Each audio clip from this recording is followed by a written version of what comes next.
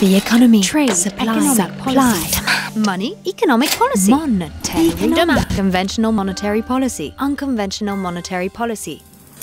Well, conventional or unconventional monetary policy is essentially monetary policy.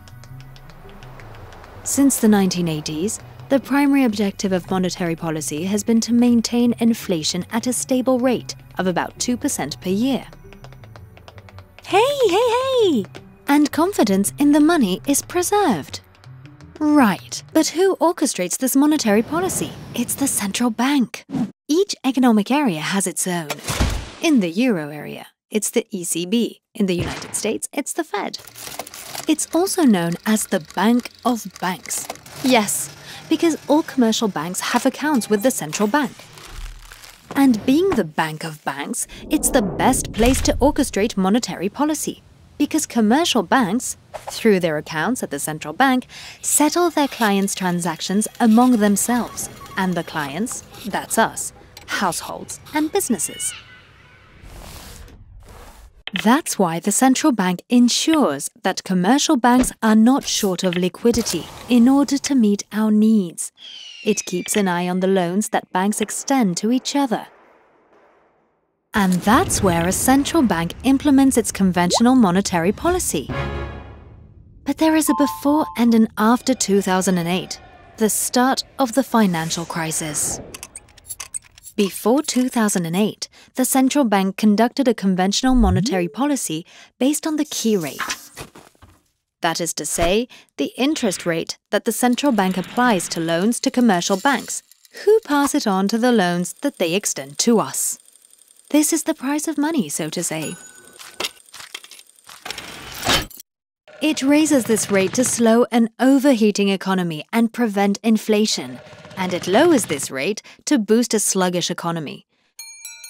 Whether it is high or low, the objective is to achieve price stability, low unemployment, a dynamic economy with strong economic players. 2008, the crisis. The collapse of a major US bank triggered a real confidence crunch among banks. Those banks that had lent money to it were concerned about not recovering their funds. The others became alarmed because they had lent money to the latter. Investors retreated from financial markets. They started asking for increasingly high returns on their investment. To avoid the bankruptcy of many banks and counter the economic crisis, the central bank responded in a pragmatic manner by lowering its key rate. And again, close to zero, but to no avail. This crisis persisted, tensions became more pronounced, long-term interest rates remained high, the financial system deflated, economic activity dropped, businesses started to close, unemployment started to rise. Things fall apart. To pursue its objectives, the central bank has inevitably had to adjust its monetary policy. It has devised a set of unconventional measures. It starts by adopting a new tone. No more variations in the key rate. This has been clearly stated. The key interest rate will remain close to zero as long as necessary. Banks and investors begin to anticipate the future more serenely. They cut back their long-term interest rates, and economic agents have access to lower-cost financing. To keep its course, the central bank oxygenates the system and intervenes directly with commercial banks and in the financial markets. Commercial banks no longer lending money to each other, does lending come to a standstill?